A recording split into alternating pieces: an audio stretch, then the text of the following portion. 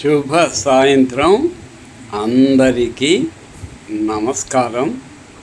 చల్లని ఈ సాయంత్రం ఒక మంచి మాట తెలుసుకుందాం.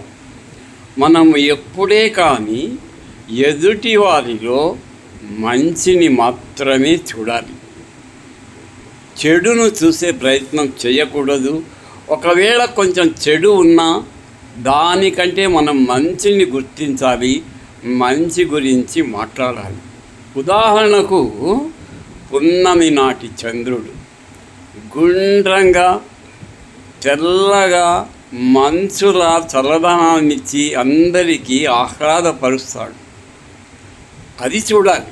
అంతేగాని చంద్రుడిలో మచ్చ ఉంది, నల్లని మచ్చ ఉంది, చంద్రుడిలో కూడా మచ్చ ఉంటుందా, అలా మచ్చ ఉండడం మంచిదా చెడ్డదా అనేటువంటి తర్క వితర్కాలకు పోకుండా చంద్రుడిలో ఉన్నటువంటి ఆ చక్కని గుండ్రని ఆ వెన్నెల ఎలా అందరినీ సంతోషపరుస్తుందో, ఆహ్లాదపరుస్తుందో దాని గురించి వివరించాలి. కానీ నల్లని మచ్చల గురించి విమర్శించుట ఉత్తములకు తగదు.